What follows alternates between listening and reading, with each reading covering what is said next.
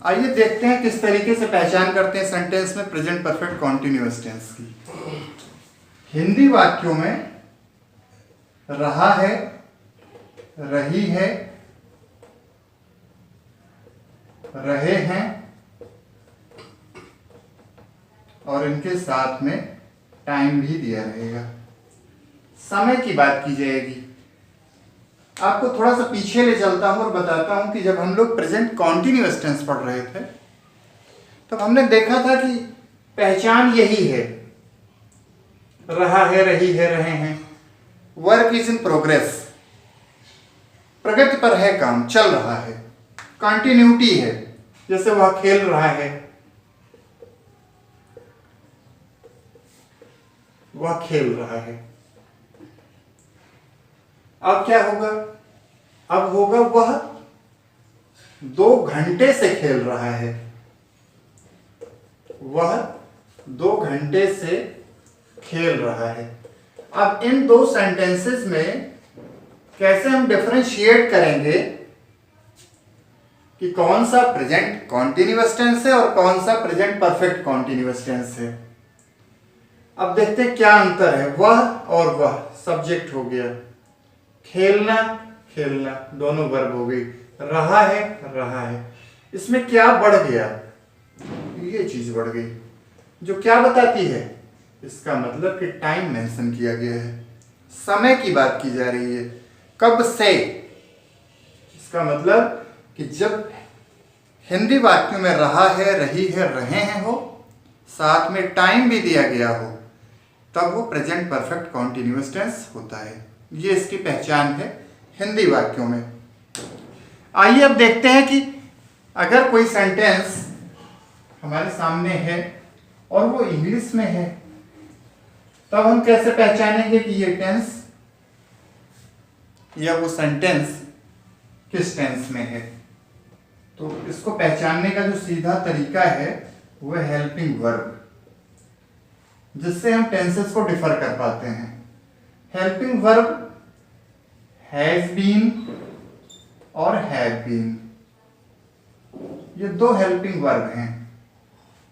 Has been का प्रयोग ही, she, it plus जितने भी सिंगुलर नाउन होते हैं, सिंगुलर नाउन के सब्जेक्ट उनके साथ में। वहीं पर हैव बीन का प्रयोग आई, वी, यू, दे प्लस जितने भी प्लूरल नाउन के सब्जेक्ट होंगे उनके साथ में यूज करते हैं।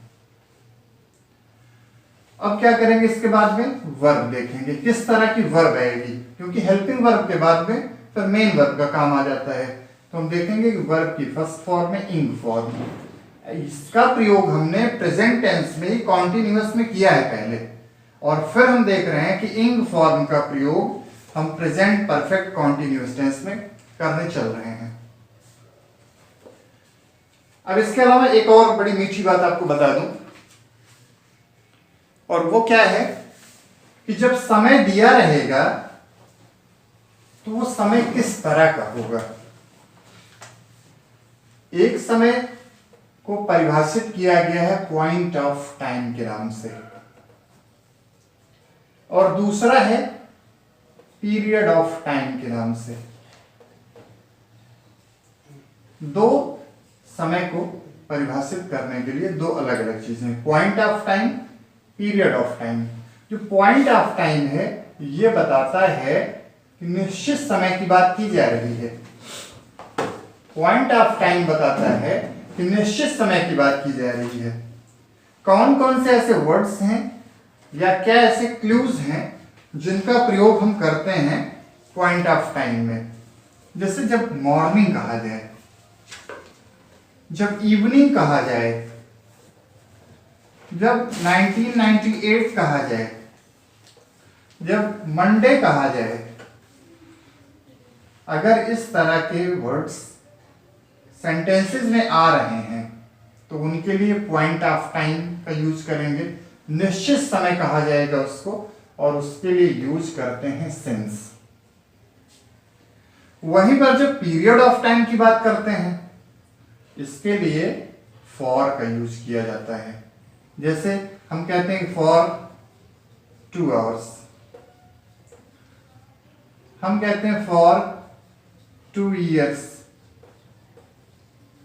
For 2 days। अब अगर इस तरीके से किसी सेंटेंस में आ रहा है तो निश्चित है कि वो पीरियड ऑफ टाइम है, उसके लिए फॉर का यूज करेंगे। और किसी सेंटेंस में अगर मॉर्निंग है, इवनिंग है, आफ्टरनून है, मंडे है, किसी भी ईयर के बारे में दिया गया है, तब उसके लिए सिंस का यूज करते हैं। तो ये पॉइंट ऑफ टाइम और पीरियड ऑफ टाइम दोनों को आप अच्छे से समझिए। इनका प्रयोग प्रेजेंट परफेक्ट कॉन्टिन्यूअस टेंस में तो होगा ही, साथ ही साथ हम देखेंगे पास्ट परफेक्ट कॉन्टिन्यूअस टेंस और फ्यूचर परफेक्ट कॉन्टिन्यूअस टेंस। इन दोनों टेंसेस में भी हम पॉइंट ऑफ टाइम और पीरियड ऑफ टाइम का जिक्र करेंगे। तो इसलिए इस कॉन्सेप्ट को आप बिल्कुल दिमाग में रखिए अपने। आइए अफर्मेटिव सेंटेंसेस के बारे में जानते हैं, उनका फॉर्मेशन कैसे किया जाता है और किस तरीके से सेंटेंस बनाए जाते हैं। सबसे पहले अफर्मेटिव सेंटेंस। अफर्मेटिव सेंटेंस क्या है? जिनको हम कहते हैं सकारात्मक वाक्य। क्या होता है इसमें? सब्जेक्ट, हेल्पिंग वर्ब हमारी क्या है? Has, have plus been plus verb की फर्स्ट फॉर्म में आईएनजी ऐड करना है हमको, ऑब्जेक्ट लगाना है। और इस तरीके से हम, सिंपल तरीका ये है प्रेजेंट परफेक्ट कॉन्टिन्यूअस टेंस का बनाने का। लेकिन जब हम इसके साथ में टाइम मेंशन करते हैं तो हमको टाइम ऐड करना पड़ता है। फिर टाइम, और टाइम को ऐड करने के लिए हम सिंस या फॉर में से किसी एक वर्ड का यूज करते हैं और फिर हमारा ऑब्जेक्ट आ जाता है। इस तरीके से प्रेजेंट परफेक्ट कॉन्टिन्यूअस टेंस में ये चीजें बढ़ जाती हैं, क्योंकि इस टेंस में क्या होता है कि समय दिया रहता है। एक निश्चित समय होता है और दूसरा, निश्चित समय को पॉइंट ऑफ टाइम के नाम से जानते हैं और दूसरा अनिश्चित समय होता है जिसको फॉर से समझते हैं। अब एक फार्मूला, एक फॉर्मेशन मैंने लिख दिया, इसके आधार पर एक सेंटेंस फ्रेम किया जाए और देखा जाए कि क्या जो सेंटेंस लिखा जा रहा है वो ठीक ठीक इस फार्मूले पर फिट बैठता है। Shyam has been reading। Shyam subject, singular subject है तो हेल्पिंग वर्ब हैज, फिर हमने बीन का यूज कर दिया। वर्ब की फर्स्ट फॉर्म रीड है, आईएनजी ऐड कर दिया। Shyam has been reading. अब इसके बाद हमको क्या ले आना है? टाइम की बात करनी है। श्याम हैज बीन रीडिंग, और टाइम में क्या देखना है हमको? सिंस या फॉर। लेकिन ये निर्धारण कैसे करेंगे? उस समय को देखते हुए कि निश्चित अगर है तो सिंस, पॉइंट ऑफ टाइम है तो सिंस, पीरियड ऑफ टाइम का जिक्र किया गया है तो फॉर का यूज करेंगे। सिंस मॉर्निंग, ये एक सेंटेंस हमारा है जहां पर हमने निश्चित समय कहा, पॉइंट ऑफ टाइम की हमने बात की, इसलिए हमने सेंटेंस में सिंस का यूज कर दिया है। आप इस सेंटेंस को देखिए और समझने की कोशिश करिए। She has been sleeping for 2 hours। She has been sleeping for 2 hours। अब आइए सेंटेंस को हम देखते हैं कि हमारा जो फॉर्मेशन है ना, क्या उस पर फिट बैठता है ये। सी हमारा सब्जेक्ट हो गया जो सिंगुलर है, उसके अकॉर्डिंग हमने हैज हेल्पिंग वर्ब का यूज किया। बीन इस टेंस में लगता ही है तो बीन का यूज हो गया। वर्ब की फर्स्ट फॉर्म स्लीप, आईएनजी जोड़ के स्लीपिंग बना लिया। टाइम सिंस फॉर का यूज किया क्योंकि ये समय, ये पीरियड ऑफ टाइम है, ये पॉइंट ऑफ टाइम नहीं है। फॉर 2 hours, कौन से 2 घंटे नहीं पता है, इसलिए हमने फॉर का यूज कर दिया। तो इस तरीके से हमने देखा कि अफर्मेटिव सेंटेंसेस किस तरीके से फ्रेम किए जाते हैं, उनका फॉर्मेशन करने का तरीका क्या है, उसको हमने एग्जाम्पल के माध्यम से समझ लिया। अब आइए देखते हैं कि नेगेटिव सेंटेंस कैसे बनाए जाते हैं। नेगेटिव सेंटेंस क्या है? ऐसे सेंटेंसेस जिनमें निगेशन होता है, जो बताते हैं नकारात्मकता के बारे में, जो नकारात्मक बात करते हैं, उनको हम कहते हैं नेगेटिव सेंटेंस। इसका फॉर्मेशन कैसे करते हैं, आइए देखते हैं।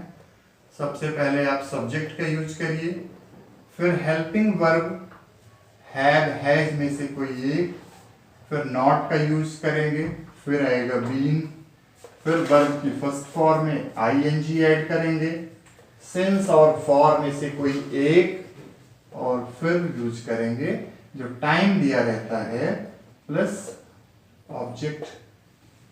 ये फॉर्मेशन है, ये तरीका है जिससे पर हम नेगेटिव सेंटेंस बनाएंगे। अब आइए एग्जांपल लेते हैं और बनाने की कोशिश करते हैं एक sentence. She has not been working. ये सब्जेक्ट हैज हैव में से हमने हैज लिया, क्यों लिया? क्योंकि हमारा सब्जेक्ट सिंगुलर में है। नॉट इसलिए नेगेटिव सेंटेंस है। बीन और उसके बाद में वर्ब की इन फॉर्म का यूज कर दिया गया।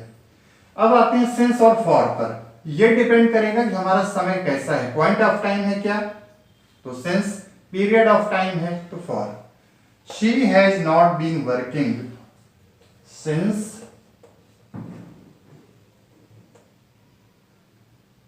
मॉर्निंग। इस तरीके से हमने देखा एक नेगेटिव सेंटेंस हमारे सामने है और इसको समझिए। I have not been suffering from fever since Monday. I subject हो गया, हैव हमारी हेल्पिंग वर्ब है, नॉट नेगेटिव बना रहे हैं चूंकि, इसलिए बीन हेल्पिंग वर्ब का एक पार्ट है, सफरिंग हमारी मेन वर्ब है, फ्रॉम फीवर ऑब्जेक्ट का पोर्शन, सिंस हमने लिया पॉइंट ऑफ टाइम और पीरियड ऑफ टाइम के अकॉर्डिंग, क्योंकि मंडे है जो पॉइंट ऑफ टाइम है, इसलिए सिंस का यूज किया गया। इस तरीके से हमने प्रेजेंट परफेक्ट कॉन्टिन्यूअस टेंस का नेगेटिव बनाना सीख लिया। आइए देखते हैं कि इंट्रोगेटिव सेंटेंसेस किस तरीके से बनाए जाते हैं। और इंट्रोगेटिव सेंटेंस में पहले भी बात कर चुका हूं आपसे। इंट्रोगेटिव सेंटेंस बनाने के दो तरीके हैं। पहला तरीका जिसको यस आर नो टाइप के नाम से जानते हैं, और दूसरा तरीका होता है WS टाइप का। तो इंट्रोगेटिव में पहले हम फर्स्ट टाइप की बात करने चल रहे हैं कि फर्स्ट टाइप के सेंटेंसेस कैसे बनाए जाते हैं। जिन हिंदी वाक्यों में कोई भी क्वेश्चन वर्ड सबसे पहले आता है वो होता है इंट्रोगेटिव का first type, yes or no type. ऐसे प्रश्नों का उत्तर हम आसानी से दे सकते हैं और प्रयोग सिर्फ हमको हाँ या नहीं का करना है। जैसे क्या तुम जा रहे हो, जा रहे हैं तो बोलेंगे हाँ, नहीं जा रहे हैं तो नहीं कह देंगे सीधा सा। तो इस तरीके से प्रेजेंट परफेक्ट कॉन्टिन्यूअस टेंस के इंट्रोगेटिव के फर्स्ट टाइप को फ्रेम किया जाता है। आइए इसका फॉर्मेशन देखते हैं। सबसे पहले हमको हेल्पिंग वर्ब लिखना है, हैज हैव, फिर सब्जेक्ट, फिर इसके बाद में आएगा बीन, वर्ब की इंग फॉर्म प्लस हमारा सिंस फॉर प्लस इसके साथ में जो टाइम है ऑब्जेक्ट है तो, और लास्ट में क्वेश्चन मार्क लगा देते हैं। इस तरीके से इंट्रोगेटिव फर्स्ट टाइप के सेंटेंसेस को फ्रेम किया जाता है। Has he been doing his work for 3 days। और इस तरीके से हमने एक सेंटेंस लिखा और आइए देखते हैं किस तरीके से फ्रेम किया गया। हैज का यूज किया गया, सब्जेक्ट ही है जो सिंगुलर नाउन है, सिंगुलर सब्जेक्ट है इसलिए इसके अकॉर्डिंग हैज का यूज किया गया। Been working for doing object का पोर्शन, और ये हो गया हमारा पीरियड ऑफ टाइम है 3 days इसलिए हमने फॉर का यूज कर दिया। आइए ऐसे ही एक और एग्जांपल लेते हैं। Have they been helping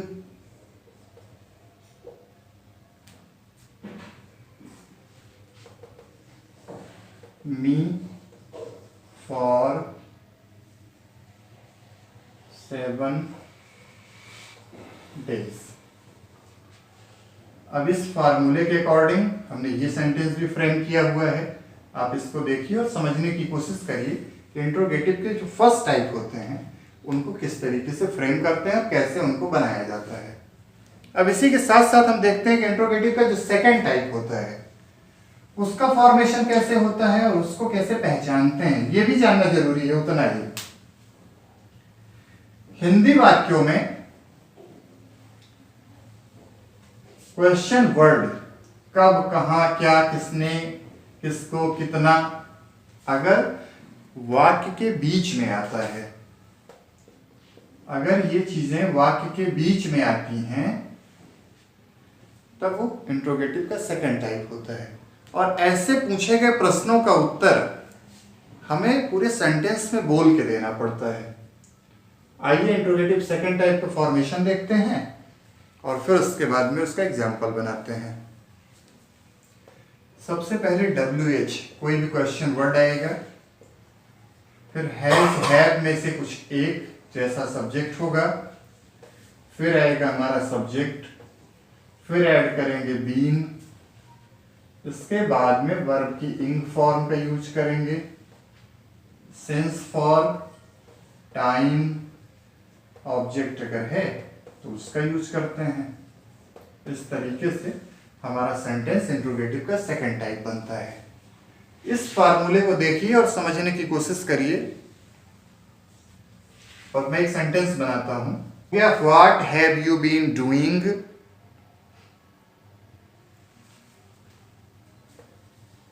here for 2 days। For का यूज इसलिए किया गया क्योंकि ये हमारा पीरियड ऑफ टाइम है, अनिश्चित समय है, इसलिए फॉर का यूज किया गया यहां पर। और इस तरीके से इंट्रोगेटिव के सेकंड टाइप का एक सेंटेंस बन के तैयार है हमारे लिए। आइए एक और एग्जांपल से इसको समझने की कोशिश करते हैं। Why have they been washing their clothes। अब इसको पहले चेक कर लिया जाए इतना। Why have they been washing their clothes? अब इस फार्मूले के अकॉर्डिंग इसको चेक करके देखते हैं कि क्या ये सेंटेंस सही हो रहा है।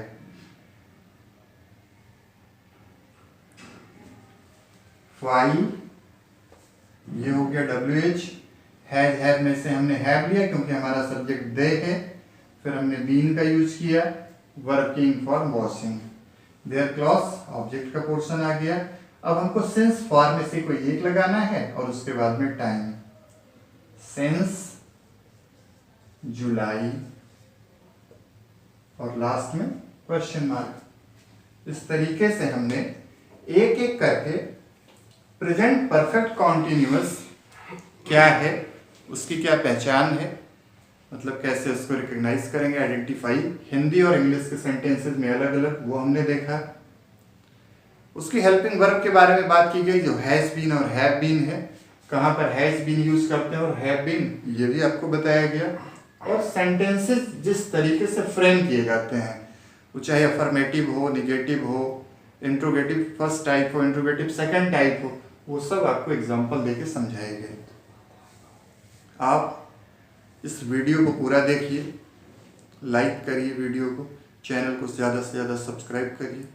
आपके सहयोग की अपेक्षा है। Thank you.